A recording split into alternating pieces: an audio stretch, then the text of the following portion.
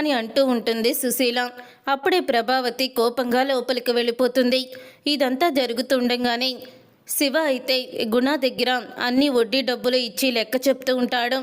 అవును, మీ బావ ఫ్రెండు అదే ఆ రాజేష్ గాడు వడ్డీ డబ్బులు ఇచ్చాడా? అప్పుడే 4 రోజులు అయింది కదా అని అంటూ ఉంటాడు గుణ అయితే. అప్పుడే లేదు, రాజేష్ నాకు కనిపించలేదు అని అంటూ ఉంటాడు శివ. నాకు తెలుసు, వాడు వడ్డీ డబ్బులు కట్టడు, ఏమీ కట్టడని నాకు బాగా తెలుసు అని ఫోన్ చేస్తాడు రాజేష్కి గుణ అయితే. అప్పుడు ఇక రాజేష్ అయితే ఫోన్ లిఫ్ట్ చేయకుండా అలా ఉండిపోతాడు. ఫోన్ లిఫ్ట్ చేయకుండా ఉండిపోయేసరికి అప్పుడే ఇక అదేంట్రా ఫోన్ వస్తుంటే లిఫ్ట్ చేయవేంటని పక్కనే ఉన్న బాలు రాజేష్ని అడుగుతూ ఉంటాడు. రే, నీకు తెలుసు కదా నేను కొద్దిగా అప్పు ఉన్నానని, వడ్డీ కట్టలేదురా, ఈ నెల కొంచెం ఇబ్బందిగా ఉందని, వడ్డీ డబ్బుల కోసమని ఆ వడ్డీ వ్యాపారే కాల్ చేస్తున్నాడు. 4 రోజుల్లో ఇస్తానని చెప్పాను, కానీ ఇలాగా నీతో పాటు ఊరికి వచ్చేసాను. వాడు అసలే మంచివాడు కాదు, వడ్డీ డబ్బులు కట్టకపోతే ఎంతకైనా తెగిస్తాడు, ఇప్పుడు ఏం చేస్తాడో ఏంటో అని అంటూ ఉంటాడు రాజేష్ అయితే.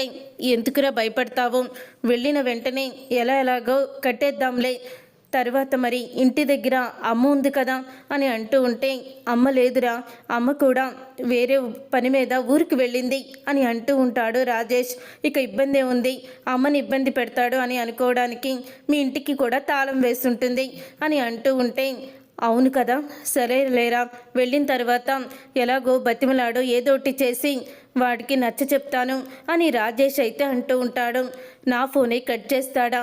రే శివ, ఆ రాజేష్ గారు చూసావా, ఫోన్ కట్ చేస్తున్నాడు. ఆ రోజు మీ బావ ఫ్రెండ్ అని చెప్పావని నేను వదిలేశాను, వీడు సంగతి నాకు తెలుసు కట్టడని అని గుణ అయితే అంటూ ఉంటే, ఆ రోజేంటే మా బావ ఫ్రెండ్ కదా అని నేను నీకు నచ్చ చెప్పాను, అయినా నువ్వు టైం ఇచ్చావు, కట్టకపోతే మాత్రం నువ్వు చేసేది చేస్తావు కదా, అలాగే చెయ్యి, నేను ఆ రోజే చెప్పాను కదా, ఇప్పుడు వడ్డీ కట్టకపోతే నీ ఇష్టం వచ్చినట్టు చేయమని అని అంటూ ఉంటాడు శివ అయితే. అప్పుడే ఇక శివ అలా అన్న తర్వాత వాడి కోసం రాజేష్ కోసం మనుషుల్ని అయితే పంపిస్తాడు వాళ్ళ ఇంటి దగ్గరికి. అలా ఇంటి దగ్గరికి పంపించాక రాజేష్ లేడని, ట్రిప్ పడితే పాసర్లపూడి వెళ్ళాడని చెప్పి ఇక అంటూ ఉంటారు. అప్పుడే ఇక గుణ దగ్గరికి రాజేష్ ఊరికి వెళ్ళాడండి సార్, పాసర్లపూడి అని చెప్పడంతో, పాసర్లపూడి వెళ్ళాడా, అయితే మా బావతో పాటే వెళ్ళుంటాడు, మా అక్క వాళ్ళు కూడా అదే ఊరు వెళ్ళారు అని శివ అయితే అంటూ ఉంటాడు. రే శివ, నువ్వు అక్కడికి వెళ్ళి వెంటనే డబ్బులు వసూలు చేసి తీసుకురా అని అంటూ ఉంటే, అప్పుడే ఇక శివ అయితే, నేనా పాసర్లపూడా, నేను వెళ్ళను గుణ అన్నా, ఎందుకంటే నీ దగ్గర ఇప్పుడు పని చేస్తున్నానంటే చదువుకోకుండా నువ్వు చేసేది ఇదే అంటూ మా అక్క నన్ను చంపేస్తుంది, అందుకని నువ్వే వెళ్ళు అని అంటూ ఉంటాడు. అప్పుడే ఇక గుణానే, సరే నేనే వెళ్తాను, నా దగ్గర వడ్డీ తీసుకొని డబ్బులు తీసుకొని వడ్డీ కట్టకపోతే ఎలా ఉంటుందో వాడికి నేను చూపిస్తాను అని గుణ అయితే పాసర్లపూడి అయితే బయలుదేరుతాడు. అలా పాసర్లపూడి బయలుదేరిన తర్వాత అప్పుడే గుణ ఇంటి అడ్రస్ తెలుసుకొని సుశీలమ్మ ఇంటికి వస్తాడు. సుశీలమ్మ ఇంటికి వచ్చి, రే రాజేష్ ఎక్కడున్నావురా అని గట్టిగా పిలుస్తూ ఉంటాడు గుణ అయితే.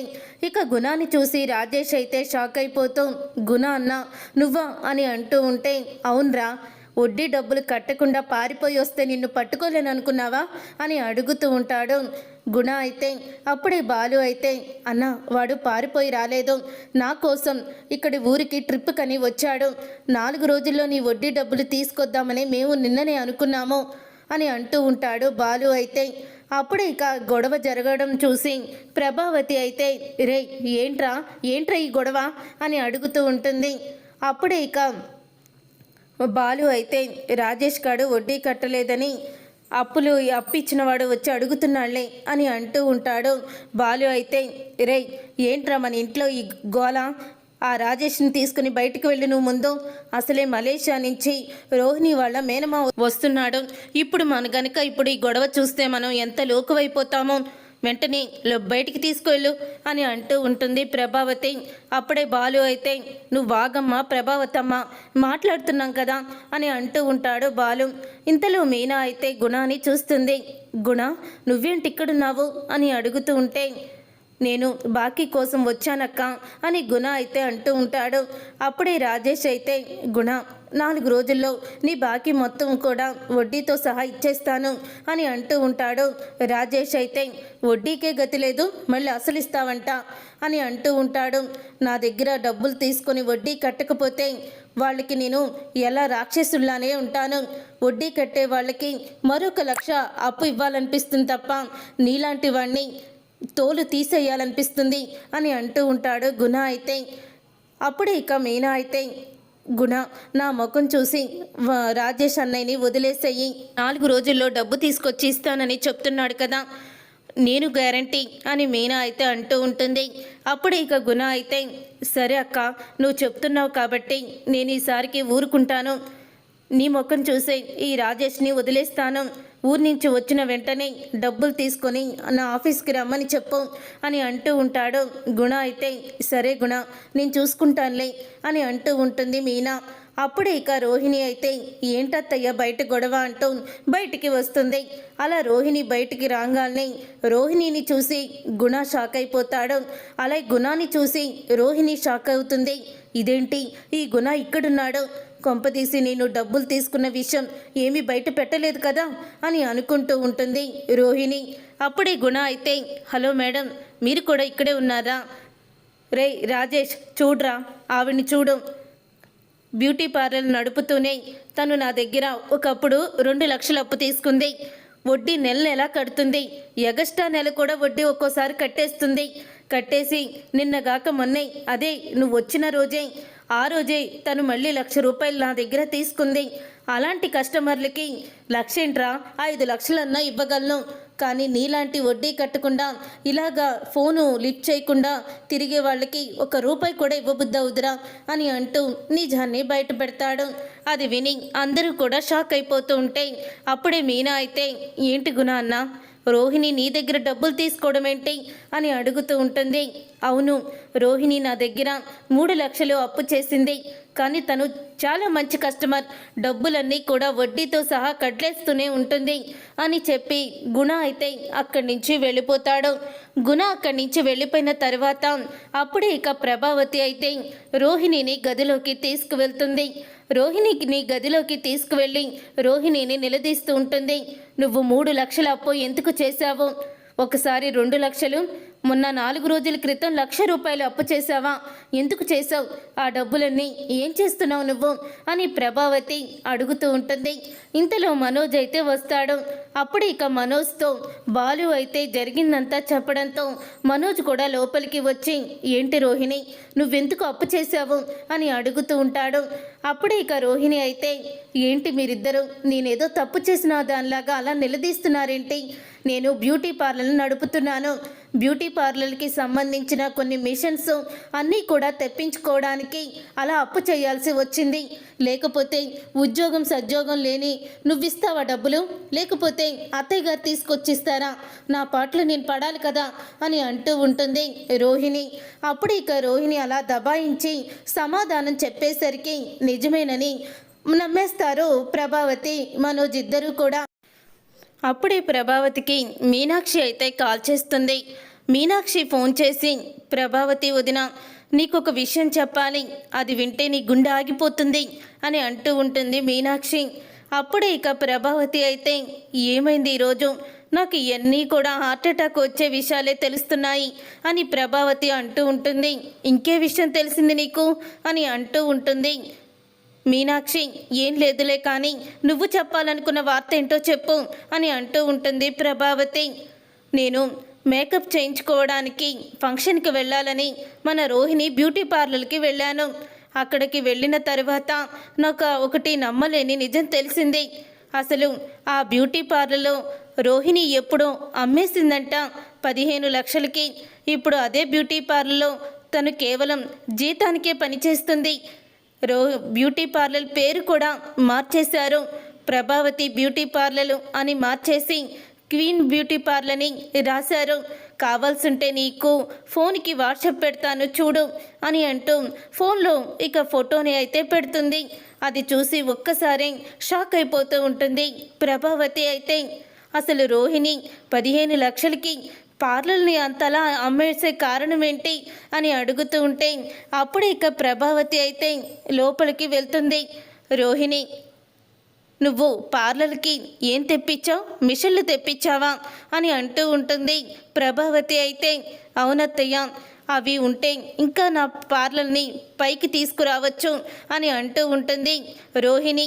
అప్పుడే ఇక ప్రభావతి రోహిణి చెంప పగలగొట్టి, లేని పార్లర్కి మిషన్స్ పెట్టుకొచ్చావా నువ్వు, ఎందుకు అబద్ధం చెప్తున్నావు అని అంటూ పెద్దగా అరుస్తూ రోహిణి చెంప పగలగొడుతుంది. అలా రోహిణి చెంప పగలగొట్టంగానే ఇక మనోజ్ అయితే అమ్మా ఏంటమ్మా ఇదంతా అని అంటూ ఉంటాడు. మనోజ్, ఇది మనల్ని మోసం చేస్తుందిరా, ఎప్పుడో 15 లక్షలకి పార్లర్ని అమ్మేసింది, ఇప్పుడు అప్పు గురించి నిలదీస్తే పార్లర్లోకి మిషన్ని తెప్పించానని మరో అబద్ధం చెప్పింది. అదే పార్లర్లో ఇది జీతానికి పనిచేస్తుందిరా, మనల్ని ఇంత నమ్మించి మోసం చేస్తుంది రోహిణి అని అంటూ ఉంటే అప్పుడే ఇక అత్తయ్య అసలు ఏం జరిగిందో మీకు నేను వివరంగా చెప్తాను అత్తయ్య అని అంటూ ఉంటుంది రోహిణి. అప్పుడే ప్రభావతి అయితే నువ్వు వివరంగా ఇంకో అబద్ధాన్ని అందంగా మలిచి చెప్తావా అని అంటూ ఉంటుంది ప్రభావతి. అప్పుడే ఇక సత్యం, సుశీల అందరూ కూడా ఇక అలా చూస్తూ ఉంటారు. ఇంతలో ఇక కారు అయితే వస్తుంది. కారులో నుంచి రోహిణి పురమాయించిన మటన్ కొట్టే మాణిక్యం అయితే దిగుతాడు. అప్పుడే ఇక రోహిణి అయితే అత్తయ్య, మలేషియా నుంచి మా మావయ్య వచ్చేశారు, ఆయన ముందు నన్ను ఇలాగా మీరు తిడుతూ ఉంటే ఆయన చూసి తట్టుకోలేరు, ఆయన వెళ్ళిపోయాక మీకు అంతా వివరంగా చెప్తాను అని అంటూ ఉంటుంది రోహిణి. అప్పుడు ఇక ప్రభావతి అయితే ఎప్పుడైతే మలేషియా మావయ్య వచ్చాడని చెప్పిందో మళ్ళీ ఇక కూల్ అయ్యి సరే అయితే అని అంటూ ఇక బయటికైతే వెళ్తారు. వెళ్ళి మావయ్య ఎలా ఉన్నారు అని అడుగుతూ ఉంటుంది రోహిణి.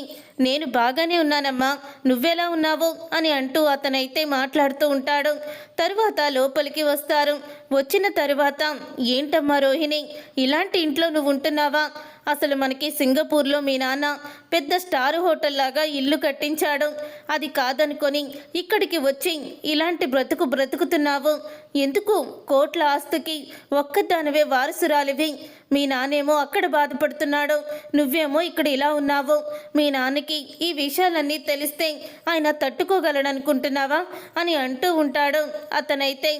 అప్పుడు ఇక అది విని ఇక ప్రభావతి అయితే రోహిణి పార్లర్ ఏ అవసరం వచ్చి అమ్మేసిందో, కానీ తనకి వెనకాల కోట్లు ఉన్నాయి, అనవసరంగా నేను రోహిణిని కొట్టాను అని ప్రభావతి అనుకుంటూ ఉంటుంది. అప్పుడు ఇక రోహిణి అయితే మావయ్య, ఎంత ఆస్తులున్నా సరే నాకు మనసుకు నచ్చిన వ్యక్తిని నేను ప్రేమించి పెళ్లి చేసుకున్నాను, అతను కూడా నన్ను మనస్ఫూర్తిగా ప్రేమించాడు, చాలా మంచివాడు, మా అత్తగారికి ఆస్తి లేకపోయినా లేదు కానీ మంచి మనసు ఉంది, నన్ను కన్న కూతురు కన్నా ఎక్కువగా చూసుకుంటారు అని రోహిణి అయితే అంటూ ఉంటుంది. అప్పుడే ప్రభావతి అయితే అయ్యో అనవసరంగా రోహిణిని కొట్టానే అని బాధపడుతూ ఉంటుంది. తరువాత ఇక లోపలికి రండి అని అంటూ లోపలికి భోజనం చేద్దురు గాని అని పిలుస్తూ ఉంటుంది ప్రభావతి. ఇంతలో ఇక రాజేష్ అయితే అక్కడికి లోపలికి వస్తాడు. రాజేష్ వచ్చి ఏంట్రా బాలు, అందరూ హాల్లో నుంచున్నారేంటి అని అడుగుతూ ఉంటే అదేరా చెప్పాను కదా, పార్లర్ అమ్మ వాళ్ళ మావయ్య మలేషియా నుంచి వస్తాడని, అతను వచ్చేశాడు అని అంటూ ఉంటాడు బాలు అయితే. ఇక బాలు అన్న మాటకి అప్పుడే రాజేష్ అయితే ఎవర్రా అతను అని అడుగుతూ ఉంటే అదిగో చూడు అక్కడ కూర్చొని భోజనం తినడానికి సిద్ధంగా ఉన్నాడు కదా అతనే అని చెప్పడంతో అప్పుడే రాజేష్ అయితే మాణిక్యం వంక చూస్తాడు. ఇక రాజేష్ మాణిక్యం వంక చూసి షాక్ అయిపోతూ ఉంటాడు.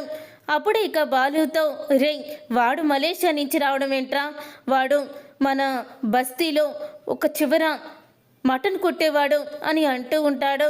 రాజేష్ అయితే ఏంట్రా నువ్వు చెప్పేది అని అనగానే అవునరా, మా వీధి చివర మటన్ కొట్టుంది, చాలా ఫేమస్, వాడే ఆ మటన్ కొట్టేవాడే అని అంటూ ఉంటాడు. రాజేష్ అయితే ఏంట్రా నువ్వు, నాకు అసలు నమ్మబుద్ధి కావడం లేదు అని అంటూ ఉంటాడు బాలు.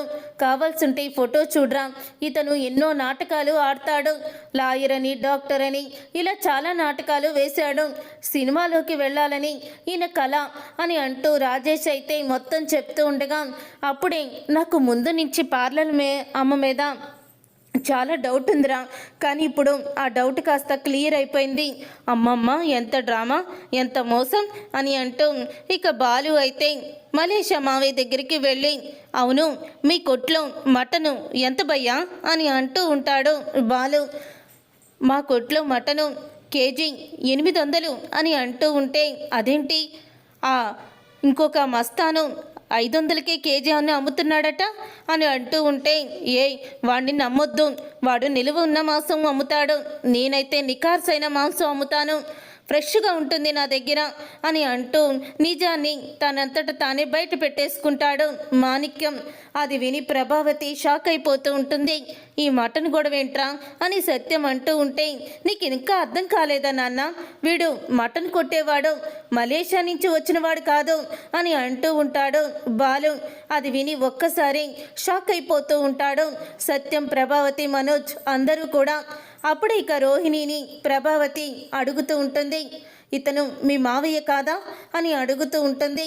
కాదత్తయ్య అని నిజాన్ని బయట పెట్టేస్తుంది రోహిణి. అయితే రే, ఎందుకురా నువ్వు మలేషియా మావయ్యగా ఇక్కడికి ఎందుకు నటించడానికి వచ్చావు చెప్పు అని బాలు నిలదీస్తూ ఉంటే, అమ్మ నాకు సినిమాలో ఛాన్స్ ఇస్తామని చెప్పి ఇక్కడ మలేషియా మావయ్యగా నటించాలని ఆవిడ స్క్రిప్ట్ రాసి నాకు బట్టలు కొనిపించి, అలాగే బ్రాస్లెటు మనోజ్కి, తన భర్త మనోజ్కి ఇవ్వమని చెప్పి ఇవన్నీ కూడా నాతో చేయించిందమ్మా, అంతకు మించి నాకేం తెలీదు అని అంటూ అతనైతే నిజాన్ని బయట పెట్టేస్తాడు.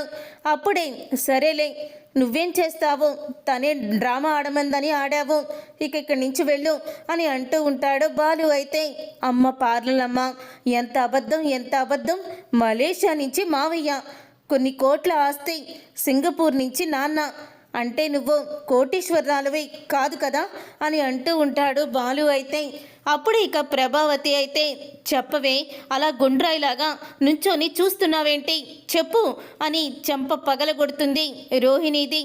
అప్పుడు ఇక రే, నీకు తెలిసి ఇదంతా జరిగిందా, తను కోటీశ్వరాలు కాదని నీకు ముందే తెలుసా అని మనోజ్ని అడుగుతూ ఉంటుంది కోపంగా ప్రభావతి. లేదమ్మా, నీ దేవుడి మీదొట్టు, నాకు అస్సలు తెలీదు అని మనోజ్ అయితే అంటాడు. అప్పుడు ఇక రోహిణిని చితకబాతుంది ప్రభావతి. అప్పుడే రోహిణి అయితే, నన్ను క్షమించండి అత్తయ్య, నేను కోటీశ్వరాల్ని కాదు, నేను ఒక అనాథని, మీకు కోటీశ్వరాలే కోడలుగా రావాలని మీరు అంటున్నారని విని నేను మనోజ్ని ఎంతో ఇష్టపడి అలా అబద్ధం చెప్పి పెళ్లి చేసుకోవాల్సి వచ్చింది అంటూ రోహిణి అయితే నిజాన్ని బయట పెడుతుంది.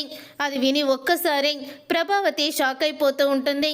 చూసారుగా ఫ్రెండ్స్, రాబోయే కథలో ఖచ్చితంగా ఇలాగే జరగబోతుంది. మరి ఇలాగే జరగాలని మీరైతే కోరుకుంటున్నారా? అయితే వీడియోని తప్పకుండా లైక్ చేసి ఛానల్ని సబ్స్క్రైబ్ చేసుకొని పక్కనే ఉన్న గంట సింబల్పై ఆల్ని క్లిక్ చేయండి. అప్పుడే మేము పెట్టే ప్రతి వీడియో మీరు మిస్ కాకుండా చూసేయవచ్చు.